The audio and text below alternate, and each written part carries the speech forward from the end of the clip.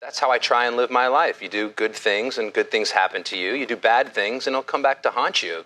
It's karma. My Name is Earl was a comedic study of the philosophical concept of karma. Who's karma? I don't know. Something Carson Daly came up with. Karma, in the popular sense of the word at least, is the idea that if you do good things will happen to you, and vice versa. But in practice, it may be a little more complex than the former host of MTV's Total Request Live made it sound. Because even though My Name is Earl was well-reviewed and wildly popular with audiences, it was also abruptly canceled after just 4 seasons. Well, I think I might have cried if I wasn't afraid of Randy waking up and seeing me. My Name is Earl was created by Greg Garcia, a veteran showrunner hot off the success of CBS's extremely popular family sitcom Yes Dear, a show which he co-created. Earl was to be his follow-up, and initially he pitched the idea to the Fox network. They weren't interested, but Garcia decided to go ahead and write a pilot anyway, figuring that if he didn't sell it, he could always just use it as a writing sample for single-cam sitcoms. That first episode introduces Earl J. Hickey, a typical small-town low-life and petty criminal who lives in a trailer park with his cheating wife, Joy, and her 2 kids, as well as his lazy younger brother, Randy. The episode begins with Earl winning $100,000 in a lottery scratch-off game, only to be then immediately hit by a car. After learning about karma, he reasons that he was hit by the car because he didn't truly deserve the money he won. Determined to make amends for all the wrong he'd caused people in his life, Earl makes a list of everyone he'd ever hurt and determines to do something good for each and every person on that list. My list isn't stupid either.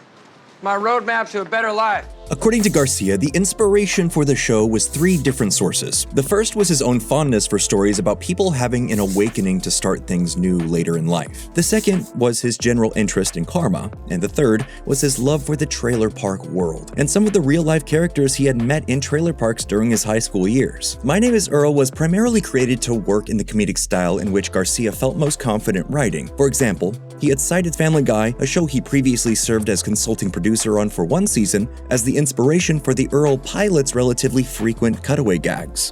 I wasn't proud of the way I treated Kenny.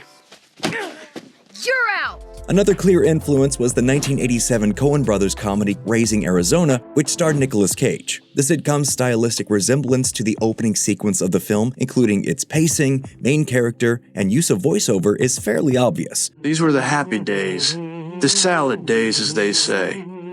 And Ed felt that having a critter was the next logical step. And Garcia, a self-professed huge Raising Arizona fan, has directly acknowledged the connection. When I was writing Earl, I was thinking about Nick Cage because he was a bad guy, but he was likable, and Earl needed to be like him. After completing the pilot, Garcia brought it back to the executives at Fox, but they still weren't interested. He next took it to NBC, who liked the pilot, but would only agree to finance it if a suitable star could be found to play the lead role. That star would eventually turn out to be a former professional skateboarder turned actor, Jason Lee, who was mostly known for his roles in Kevin Smith's films, including Mallrats, Chasing Amy, and Dogma. But Lee didn't sign on immediately. In fact, at the time, he had no interest in working on TV and turned down the show twice without even reading the script. Eventually, however, he relented and read it and found that he actually really liked it. After a meeting with Garcia, Lee finally agreed to play the part, and the show was greenlit. Well, that guy is me.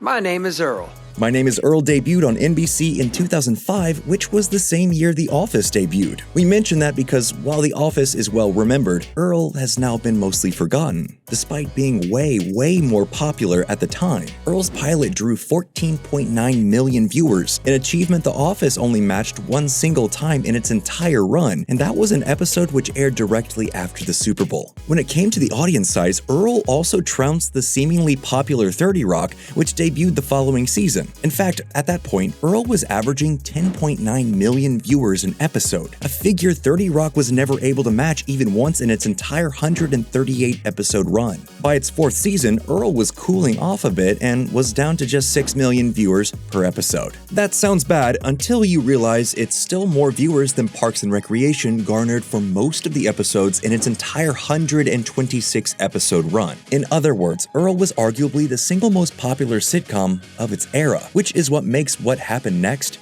all the more baffling. According to Garcia, he wanted to end the show's 4th season on a cliffhanger. But having been around the TV business for a while, he made sure to check if it was a good idea with the network first. Assured by NBC that Earl would be returning for at least one more season, he went ahead and ended the finale with Earl being evicted, having his bank account frozen, finding out he was the parent of one of Joy's sons, and that the parentage of Joy's other son was a mystery. What does that mean? It means I'm not Earl Jr.'s father.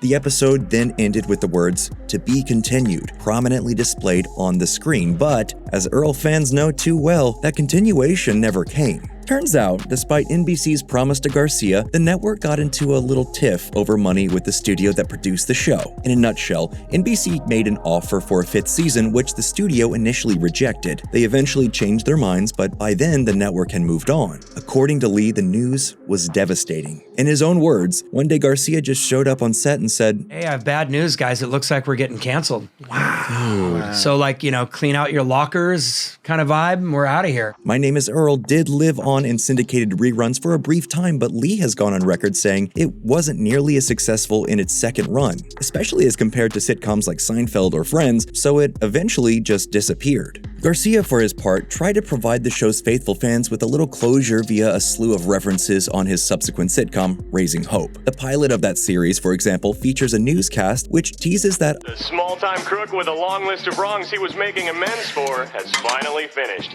and you'll never guess how it ended. And one of the show's elderly characters lives at the Earl J. Hickey Memorial Nursing Home. There was a whole bunch more, and the entire principal cast of Earl, including Lee, made cameos on Raising Hope. But while it was better than nothing, it certainly wasn't the ending for Earl that Garcia had in mind. Brother, at this rate, you're never going to finish crossing off that list.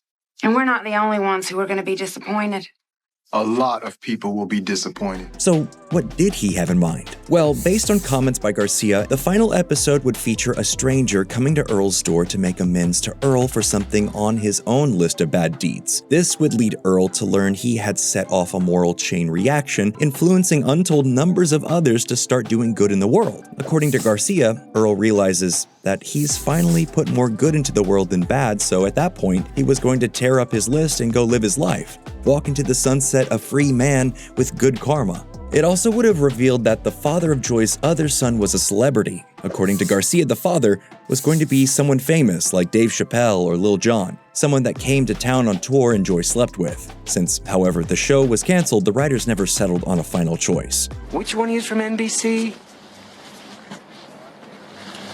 Oh, that's for canceling My Name Is Earl! And that vague description will probably be the best fans will ever get, because while the main cast did reunite for an appearance at MegaCon in 2024, an actual revival of the series seems unlikely. That's according to actor Ethan Suplee, who played Randy, who claims the whole cast would be willing to return, and that Garcia has even pitched the idea to a number of studios, none of whom were interested. Their collective indifference to what was arguably the most popular sitcom of its day is just plain weird. Depressing, although it may be, the moral of the story seems to be that despite Earl J. Hickey's solemn belief in the power of karma, sometimes bad outcomes are just beyond our control.